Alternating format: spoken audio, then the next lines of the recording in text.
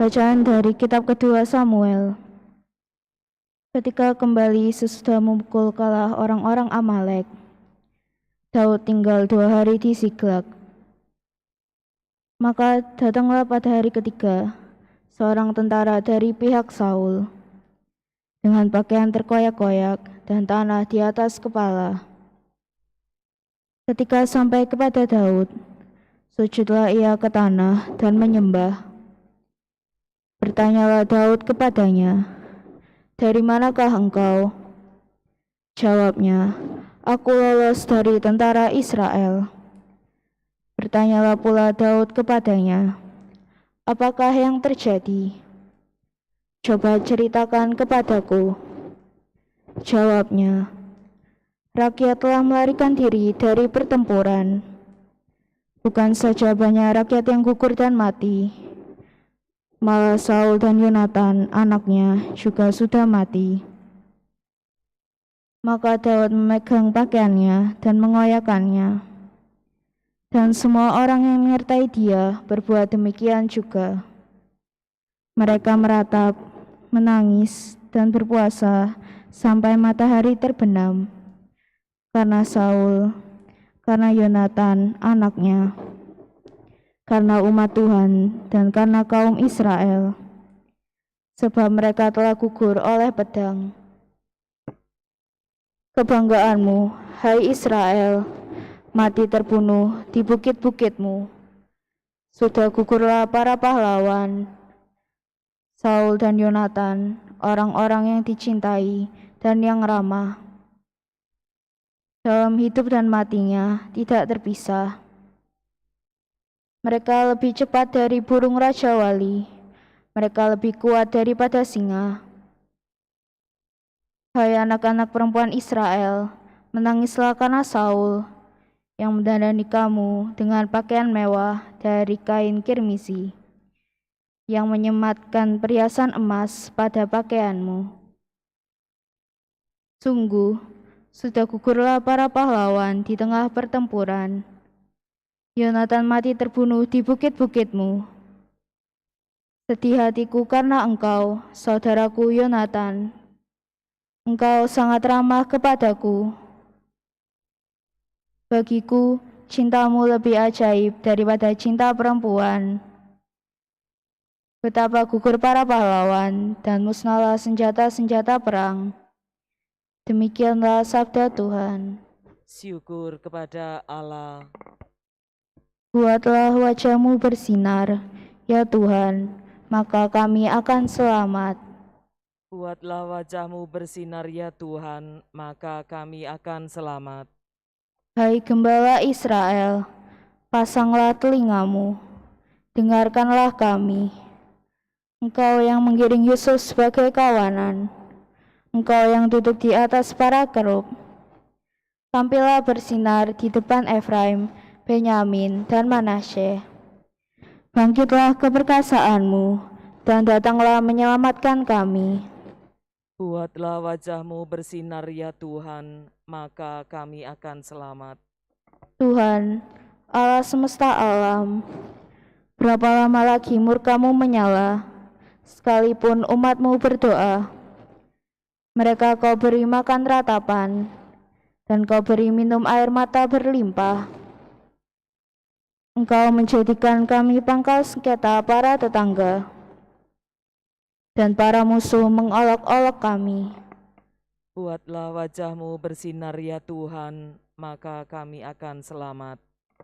Haleluya, haleluya, haleluya. Haleluya, haleluya, haleluya. Berkati kami ya Allah, agar dapat memperhatikan sabda anak-Mu. Haleluya, haleluya, haleluya.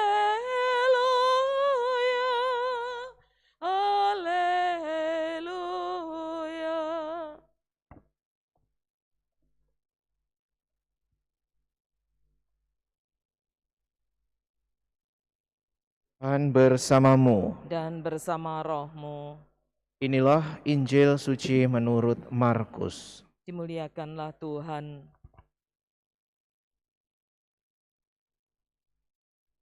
Sekali peristiwa Yesus bersama murid-muridnya masuk ke sebuah rumah.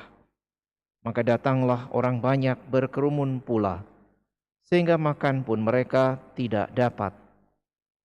Waktu kaum keluarganya mendengar hal itu, mereka datang hendak mengambil dia, sebab kata mereka, ia tidak waras lagi.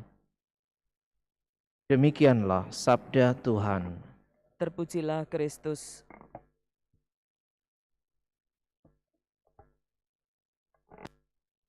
Saudara sekalian yang terkasih, bacaan yang kita dengarkan hari ini adalah semacam singkatan tentang apa yang dilakukan oleh Yesus di dalam pewartaannya. Pendek kata, kehadiran Yesus memang menarik banyak orang sehingga kedatangan mereka mengisi hampir seluruh waktu hidup mereka dengan pelayanan bagi orang-orang yang datang kepada mereka ini. Gambaran yang dilukiskan dalam bacaan hari ini misalnya bahkan untuk makan pun mereka tidak dapat, mengingat begitu banyaknya orang yang senantiasa mengikuti mereka. Maka sungguh apa yang dikatakan Yesus bahwa kehadirannya adalah untuk menyatakan kehadiran Allah, untuk mengajak orang bertobat, membawa efek yang menarik sebenarnya. Sekalipun demikian, sebagian orang lagi berpikir bahwa aktivitas Yesus adalah aktivitas yang di luar kebiasaan, di luar apa yang bisa dilakukan oleh orang pada umumnya, sehingga kaum keluarganya pun berkomentar bahwa Yesus tidak waras lagi.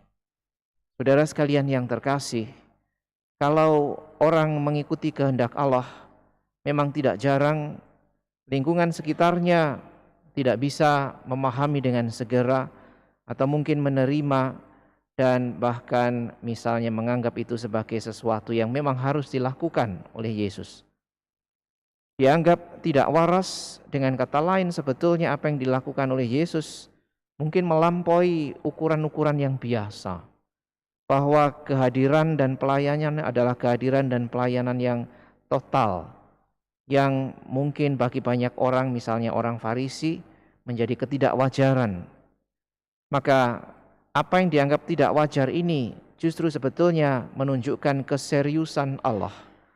Kehadirannya adalah kehadiran yang memang mau menyelamatkan semua orang, mengajak semua orang, sehingga pun kalau akhirnya entah waktu, entah aktivitas, entah tindakan apapun yang dilakukan oleh Yesus dianggap tidak waras, tetapi itu sebetulnya justru menunjukkan betapa Allah secara penuh mengasihi orang yang begitu banyak ini.